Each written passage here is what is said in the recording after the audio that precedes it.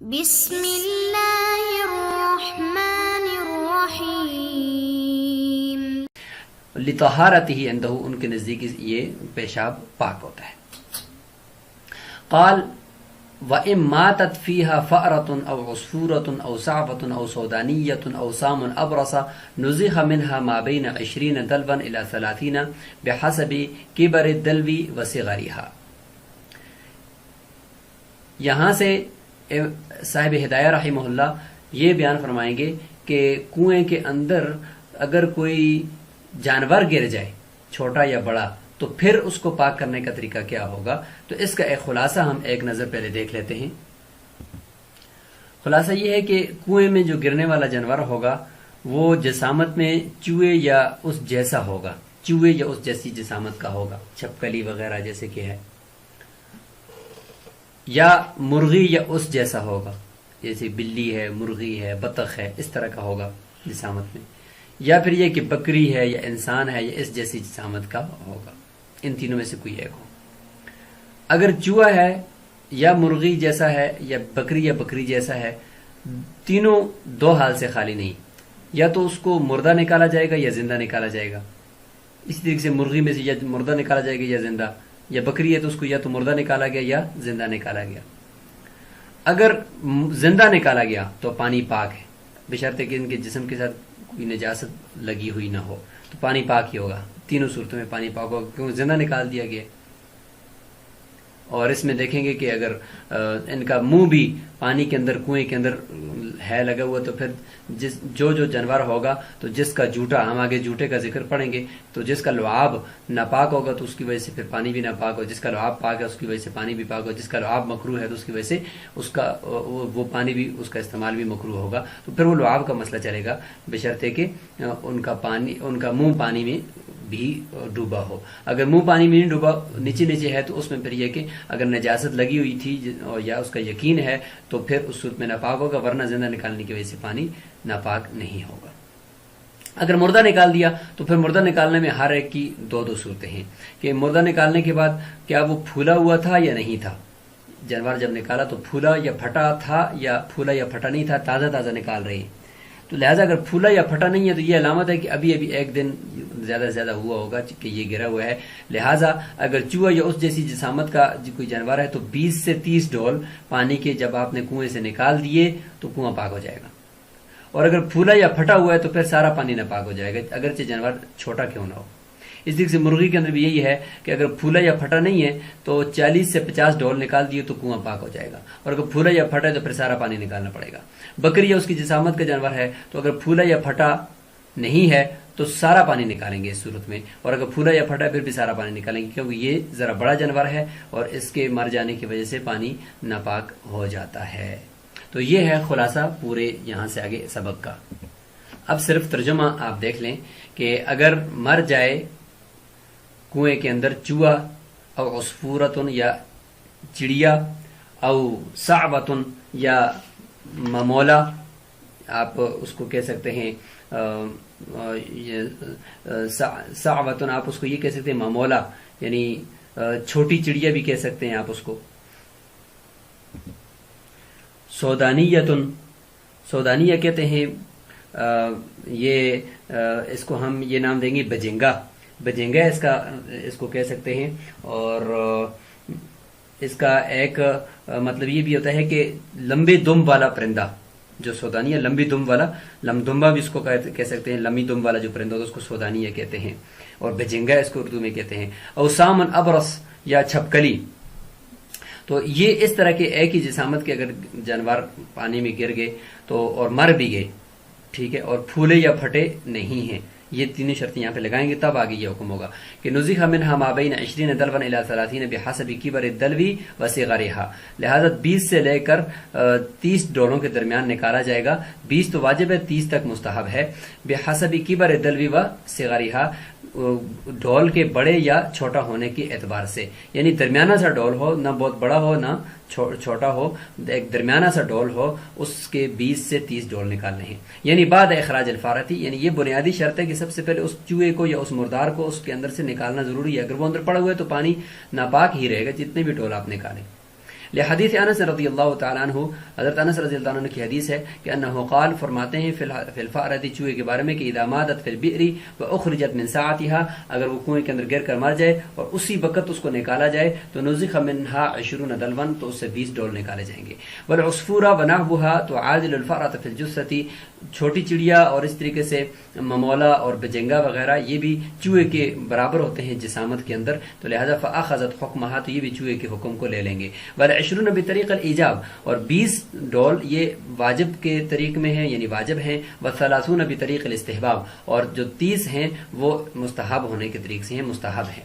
قال فإن ماتت فيها حمامة أو نحوها كالدجاجة والسنور نزخ منها ما بين 40 دلوا إلى 60، وفي الجامع الصغير 40 أو 50.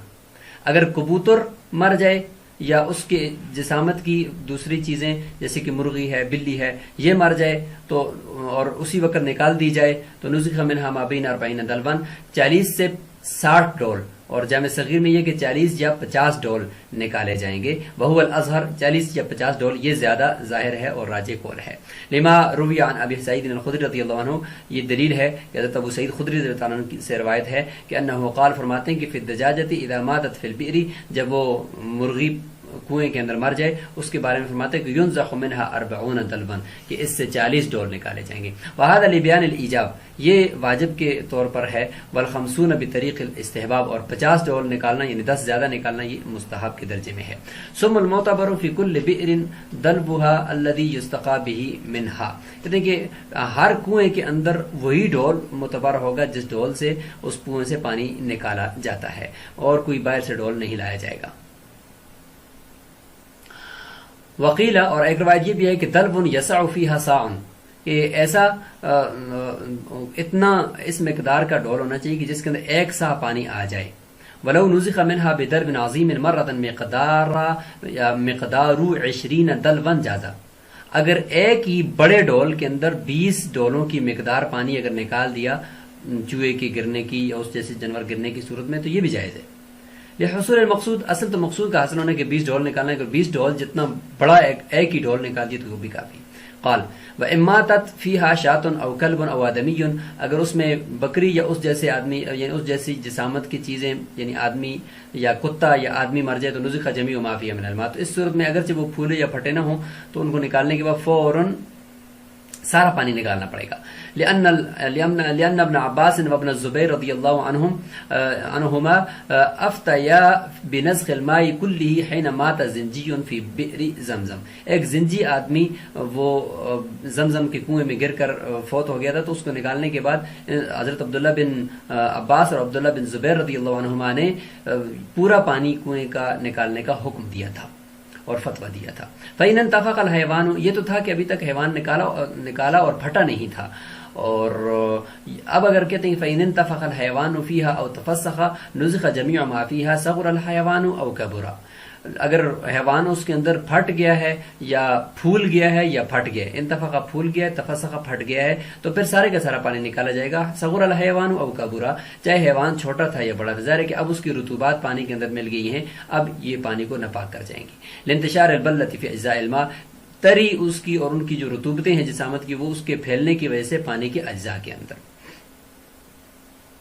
قال وان كانت البئر معینا، اگر کنواں ایسا ہے کہ وہ چشمے ٹائپ کا ہے کہ اس سے پانی مزید نیچے سے ابلتا جا رہا ہے، مزید پانی اس سے باہر آتا ہے، وہ جتنا بھی پانی نکالیں پیچھے سے اور پانی اس میں آ جاتا ہے، تو اب کیا کریں؟ اب تو اس کو خالی کرنے کا کوئی طریقہ نہیں ہے.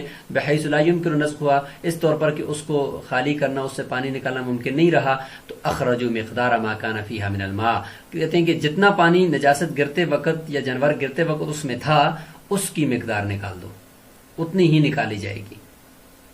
طریقہ کیا ہوگا؟ کہتے ہیں کہ اس کے بہت سارے طریقے ہیں. ایک طریقہ یہ ہے وہ طریق معرفت ہی، اس کو پہچاننے کا طریقہ یہ ہے کہ ان تحفر حفرۃ مثل موضع الماء من البئر، کہتے ہیں کہ پانی اس کنویں کے اندر جتنا پانی اس وقت جہاں تک آ کر اوپر کھڑا ہے اسی پانی کی مقدار یعنی اسی پانی کے بالکل برابر مقدار جتنا ساتھ ایک الگ گڑھا کھودا جائے، اسی کی مقدار جتنا اونچا گڑھا کھودا جائے. وَيُصَبُّ فِيهَا مَا يُنْزَخُ مِنْهَا إِلَىٰ أَن تَمْتَلِيَ، اور لہٰذا اس گڑھے کے اندر اتنا پانی ڈالا جائے جتنا پانی آپ جو نکال رہے ہیں وہ پانی ڈالا جائے اس گڑھے کے اندر جو کنویں سے نکالا جا رہا ہے، یہاں تک کہ وہ گڑھا بھر جائے. تو ہم یہ سمجھیں گے کہ بس یہ کنواں پاک ہو گیا. اگر جی پیچھے سے اور پانی آتا رہے بعد اس کو پاک شمار کریں گے. اور تُرْسَلَ فِيهَا قَصَبَةٌ، یہ ہے کہ دوسرا طریقہ یہ ہے کہ اس کنویں کے اندر ایک بانس یا ایک لکڑی لمبی نیچے رکھی جائے، اور وَيُجْعَلُ لِمَبْلَغِ الْمَاءِ عَلَامَةٌ، اور دیکھا جائے کہ پانی اوپر کتنا آیا ہوا ہے، لکڑی کی کس جگہ تک پانی ہے، تو وہاں پہ ایک علامت یا نشان لگا دیا جائے. پانی کے مبلغ تک یعنی پانی کے پہنچنے کی جگہ تک علامت لگا دیجیے. ثم ينزخ منها 10 دلائن مثلا دلائن، پھر اس کنویں سے تقریباً 10 ڈول پانی نکالا جائے فوراً.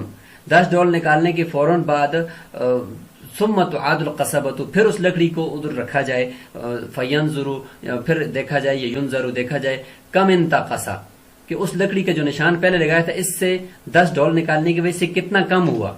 تو دیکھیں 1 فٹ کم ہوا، 1 انچ کم ہوا، 10 انچ کم ہوا، جتنا کم ہوا ہے تو پتہ چلے گا کہ 10 ڈولوں کی وجہ سے اتنے انچ کم ہوا ہے یا 1 فٹ کم ہوا ہے. لہٰذا اس کے بعد ناپنے کی ضرورت نہیں ہے. تو پتہ چلے گا کہ اگر یہ پانی کی مقدار اوپر تک 10 فٹ ہے تو 10 ڈول نکالنے کی وجہ سے صرف 1 فٹ کم ہوا ہے، تو لہٰذا مزید 90 ڈول نکالیں گے. 10 ڈول نکالنے سے 1 فٹ کمی آئی ہے، نشان کو پتہ چل گیا. باقی نشان کے ذریعے سے ہمیں اندازہ کرنا ہے کہ باقی اگر وہ نشان 10 فٹ تک ہے لکڑی کے تو مزید 9 فٹ تک ہم نے پانی نیچے تک نکالنا ہے. تو گویا کہ ہر 10 میں 1 فٹ نیچے جائے گا، تو گویا کہ کل 90 ڈول نکالیں گے. تو بس ہم یہ سمجھیں گے کہ یہ کنواں پاک ہو گیا. فَيُنْزَخُ لِكُلِّ قَدْرٍ مِنْهَا 10 دلائن، لہٰذا ہر مقدار جو اس میں آئی ہے اس کے لیے 10 ڈول نکالیں گے. یعنی 1 فٹ اگر کم ہوا تھا نا تو لہٰذا باقی جو 9 فٹ اگر رہ گیا ہے تو اس کے لیے 90 ڈول نکالے جائیں گے. وَهَذَانِ عِنْدَ أَبِي یوسف رحمہ اللہ، یہ امام ابو یوسف اللہ کے نزدیک دونوں طریقے ہیں. وعن محمد رحمہ اللہ، امام محمد رحمہ اللہ سے ایک روایت یہ ہے کہ نُزِخَ 100 دلو إلى 300، 200 سے 300 ڈول نکال دو اس طرح کے کنویں سے، وہ پاک ہو جائے گا. فَكَأَنَّهُ بَنَا قَوْلَهُ عَلَى مَا شَاهَدَ فِي بَلَدِهِ، انہوں نے گویا کہ اپنے شہر بغداد کے کنووں کے اندر جو کچھ حالت دیکھی ہے اس کے مطابق اپنے قول کی بنیاد رکھی. اور مفتبی قول بھی امام محمد رحمۃ اللہ علیہ کہ 200 سے 300 ڈول نکالیں، اس میں آسانی بھی ہے. امام ابو حنیفہ رحمۃ اللہ علیہ سے روایت یہ ہے پھر جامع صغیر میں فی مثلہ اسی طرح کی ہے کہ ینزح خطا، یعنی اس طرح کی، یعنی فی الجامع صغیر میں اس جیسے کنویں کے بارے میں جو ہے وہ یہ کہ ینزح حتی یغلبہم الماء، کہتے ہیں کہ اس وقت تک لوگ اس سے پانی نکالتے جائیں یہاں تک کہ پانی ان پر غالب آ جائے اور لوگ تھک جائیں.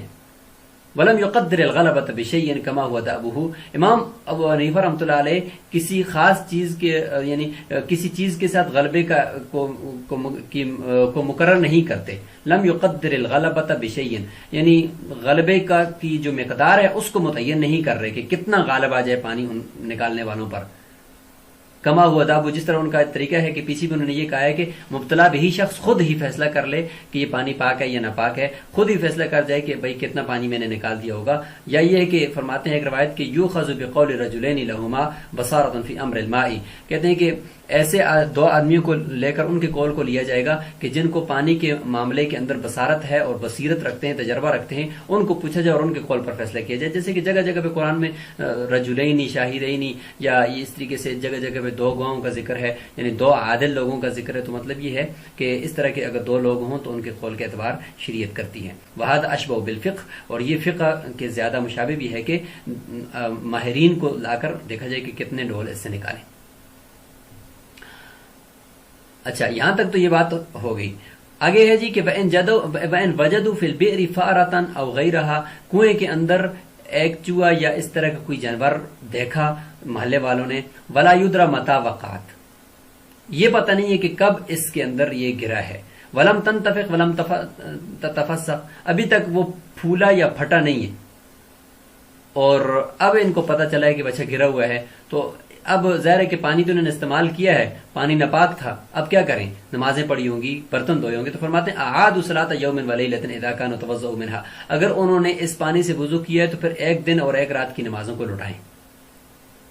وغسلوا كل شيء اصابه ماؤها، کہ ہر اس چیز کو دھونا پڑے گا جس کو یہ پانی پہنچا ہے، اس کنویں کا پانی پہنچا ہے. وَإِنْ كَانَتْ قَدْ انْتَفَخَتْ أَوْ تَفَسَّخَتْ، اگر وہ پھول یا پھٹ گیا ہے، اعادوا ثلاثۃ ایام ولیالها، پھر 3 دن اور 3 راتوں کی نمازوں کو لوٹائیں گے. یہ امام ابو حنیفہ رحمۃ اللہ علیہ کا قول ہے. صاحبین فرماتے ہیں کہ لیس علیہم اعادۃ شیء حتی یتحقق متى وقعت، کہتے ہیں کہ ان کے اوپر کسی چیز کا لوٹانا لازم نہیں ہے یہاں تک کہ ان کو پتہ چل جائے، یقین ہو جائے کہ یہ گرا کب ہے. ظاہر ہے جب پتہ ہی نہیں ہے تو پھر ہم ان کے اوپر یہ شک کی وجہ سے یہ لازم نہیں کریں گے. لأن الیقین لا یزول بالشک، اس لیے کہ یقین جو ہوتا ہے وہ شک کی وجہ سے زائل نہیں ہوتا. وسارا یہ اس طریقے سے ہوگا کمن رآ فی ثوبہ نجاستہ، کسی نے اپنے کپڑے کے اندر نجاست دیکھی، ولا یدری متى اصابته، یہ اس کو پتہ نہیں ہے کہ کب اس کے کپڑے کے اندر لگی ہے. تو اس میں حکم یہی ہے کہ اس وقت تک احناف فرماتے ہیں، صاحبین فرماتے ہیں کہ جب تک اس کو پتہ نہیں چلا تو لہٰذا ہم یہ سمجھیں گے کہ ابھی ان قریب لگی ہے، اقرب الاوقات کی طرف لوٹائیں گے اور پچھلی نمازوں کو لوٹانے کا حکم نہیں دیں گے. امام ابو حنیفہ رحمۃ اللہ علیہ فرماتے ہیں کہ ان للموت سببا ظاہرا، موت کا ایک ظاہری سبب موجود ہے. وہ کیا ہے؟ پانی کے اندر گرنا. تو پانی کے اندر گرنا ایک ظاہری سبب یہاں پہ موجود تو ہے، اچھا موجود ہے. وہو وقوع الماء وهو الوقوع فی الماء، پانی کے اندر گرنا. تو فیحال به علیہ، لہذا اسی کے اوپر ہی اس کو اسی کے حوالے کر دیا جائے گا، یعنی اسی کے اوپر ہی دار و مدار رکھا جائے گا. الا ان الانتفاخ والتفسخ دلیل التقادم، البتہ پھٹ جانا یا پھول جانا یہ اس کے پرانا ہونے کی دلیل ہے. پرانا ہونے کی دلیل یہی ہے نا کہ پھول گیا پھٹ گیا تو کم از کم 2-3 دنوں کے اندر اندر تو جنور پھول پھٹ جاتا ہے. فیقدر بالثلاث، لہذا 3 دن کے ساتھ اس کو مقرر کیا جائے گا. وعدم الانتفاخ والتفسخ دلیل قرب العہد، اور پھولنا یا پھٹنے کا نہ پایا جانا یہ دلیل ہے قریبی عہد کی، قریبی وقت کی. تو لہذا اس کو ہم فقدرناہ بیوم ولیلۃ، ایک دن یا ایک رات مقرر کر لیں گے. لأن ما دون ذلك ساعات، کیونکہ ایک دن اور ایک رات سے تو پھر چند گھنٹے ہی ہو سکتے ہیں، چند گھڑیاں ہو سکتی ہیں. لا يمكن ضبطها، ان کا ضبط کرنا ممکن نہیں ہے، لہذا ایک دن اور ایک رات مقرر کر لو.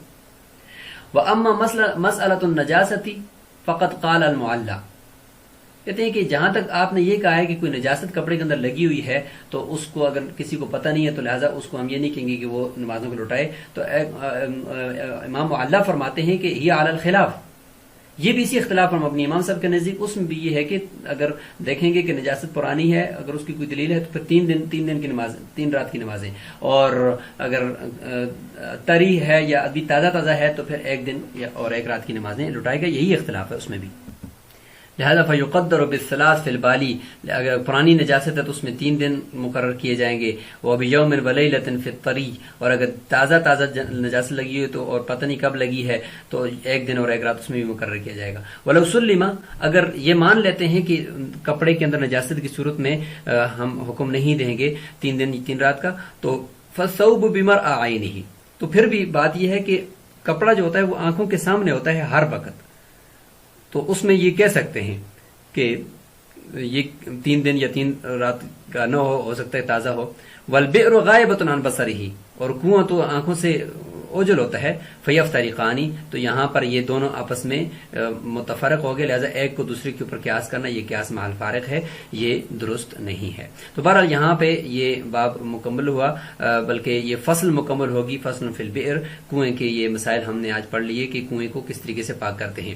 اس طریقے سے جو بڑی ٹینکیاں ہیں جہاں سے پیچھے ان کے نلکا لگ کے پانی آتا ہے اور آگے نلکے لگ کے پانی نکل رہا ہے، تو ان کو پاک کرنے کا طریقہ یہ ہے کہ ایک طرف سے پانی کو چھوڑا جائے اور دوسری طرف سے اس کی پائپوں کے ذریعے سے پانی کو باہر نکالا جائے. تو جب سارا پانی اس سے نکل جائے تو راجح قول کے مطابق وہ ٹینکی پاک ہو جائے گی، باقی ان کی دیواروں کو پاک کرنے کی ضرورت نہیں ہے. السلام علیکم ورحمۃ اللہ وبرکاتہ.